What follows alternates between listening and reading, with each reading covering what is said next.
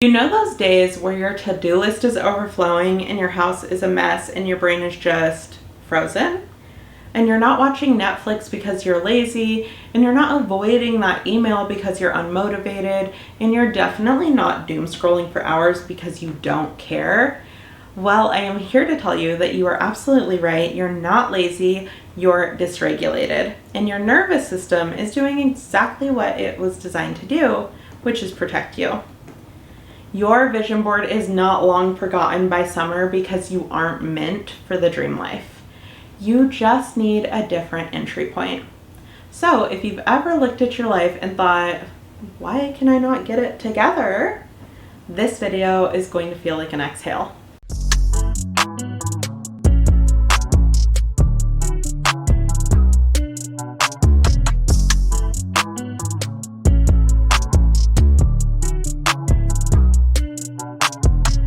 Hey girl, and welcome back to the channel, or welcome if you are new here. I'm Monet, your mindset coach and tour guide to your higher self.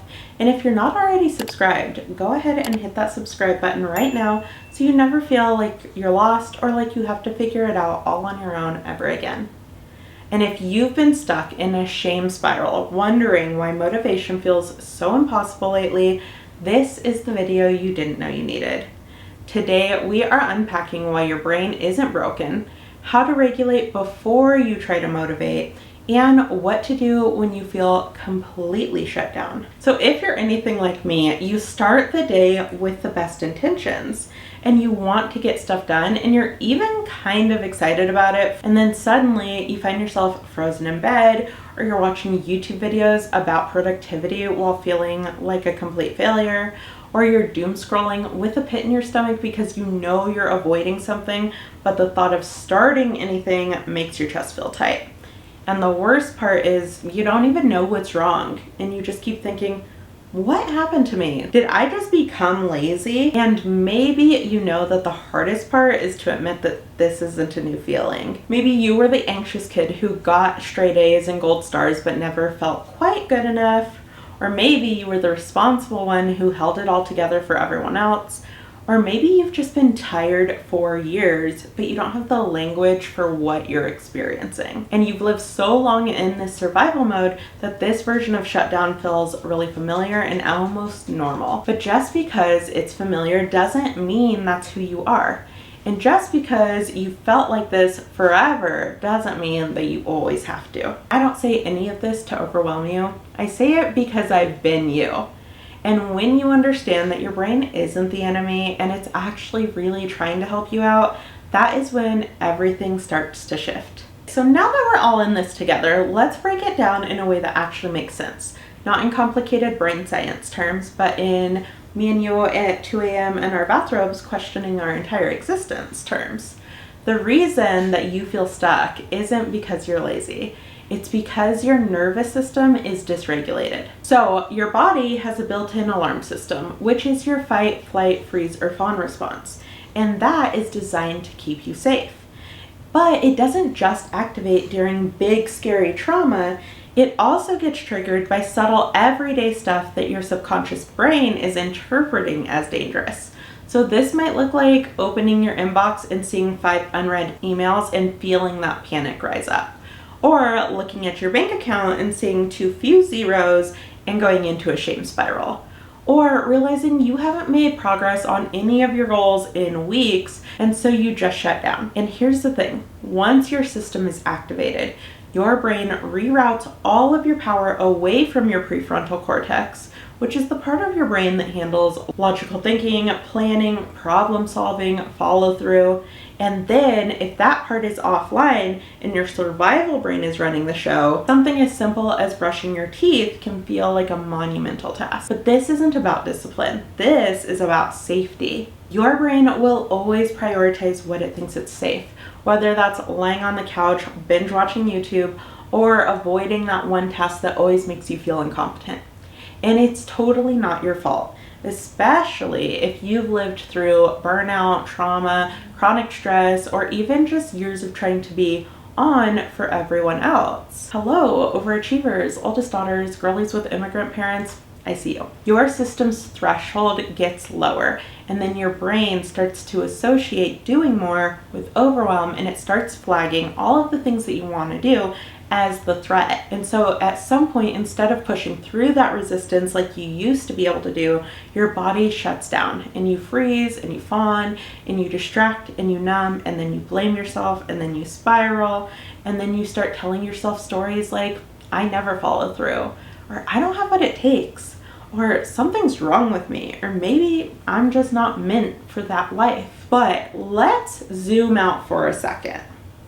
What if the shutdown isn't failure? What if it's just a signal? What if it's just a message from your body that says, hey, something here doesn't feel safe yet, and that's it? It's not a judgment, it's not a life sentence, it doesn't mean anything about your life's purpose, it's just a cue. And then the best part is, once you start recognizing that cue for what it is, a dysregulated moment, then you get your power back and you realize that this was never a flaw. So now that we understand why this happens, let's talk about what to do with that awareness. But first, I really want you to hear and try to let it soak in. This is not about fixing you.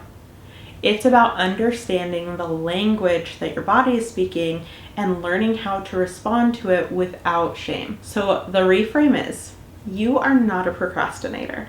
You are not lazy, and you are not useless, and you are not a failure. You are a deeply intelligent woman with a body that's just trying to keep you safe. And when that body starts to feel overwhelmed, it shuts things down to protect you. Not to sabotage you, not to ruin your life, and not because somebody else is better suited for it than you are, but because it doesn't know the difference between a lion chasing you and a scary conversation, or Freddy Krueger being in your bathtub and a vulnerable email, or gas station sushi and the potential to actually live all your vision board dreams. So yes, your brain will file both launching your dream business and eating an expired tuna roll under the same tab, which says, danger. This is not resistance. This is a request for regulation. And now you're going to be able to honor that. This one shift changed everything for me, because I was able to stop trying to force myself and push through.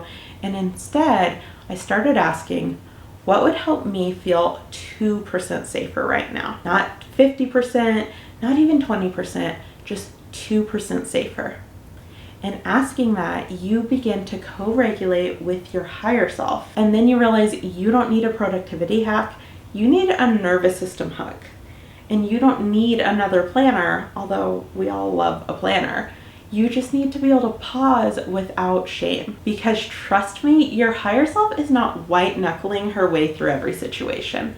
She has learned how to lead her system back to safety and then move from there with confidence. Now, because we're besties, I'm going to tell you about my most recent fawn freeze moment. So this past weekend, I went to this local fitness studio that I have been following on Instagram forever. And they were doing a free hot Pilates class, and they had giveaways and new outfits, and it just had all the vibes. And I was so excited until I walked in. And then somehow I had missed that the workout was going to be heated to 100 degrees. And then the lights, it was mood lighting, but it was giving nightclub. And there were 70 people in this class, and literally every single girl there had abs, was gorgeous, and had mastered some hair wash routine that I am unfamiliar with that made it so that their hair looked amazing even though it was 100 degrees. And my nervous system immediately went, you're a soft pretzel in a sea of protein bars, abort mission. You are not the chosen one. You are not the person that goes to this class. And I could feel the freeze fawn response come online with a vengeance. So as the class started, I'm in full panic, and I'm like, look fine, smile, look like you know what you're doing. It's gonna be totally fine. You've got this. And then 3 songs in, when I was miserable, I finally shifted back into my higher self. And I said, why am I torturing myself? And I grabbed the lighter weights, and I scooted over like 4 inches so that I could actually see the instructor. I took a deep breath, I wiped the sweat out of my eyeballs, and I reminded myself, I'm just here to try something new. I'm just here to have fun. I'm not here to spiral and shame myself or compare myself to Pilates cardio Barbie that's in front of me. It's totally fine. And I gave myself permission to stay and not perform and not prove myself, but just stay. And you know what? The next 45 minutes were really hard, but they flew by and I made it through. And then at the very end, I won a free spa treatment. So there was regulation and reward, and it was so good to see. And in that moment, I really felt progress. So here's how I like to picture it, and here's how I pictured it in that class. Sometimes I imagine my inner child is holding a giant neon sign that says, I'm overwhelmed. And then adult me is just yelling at little me saying, just do it. And then nothing changes and I freak out until adult me finally kneels down and goes, okay, babe, what do we need to feel safe trying right now? Not excelling, not doing perfectly, just trying. And that's when things start clicking back online. And that's when the freeze starts to thaw and I put down the heavy weights and picked up the lighter weights. Because the real shift is going from thinking that your freeze is a flaw to realizing that it's just your body asking for support. And now you know how to give it.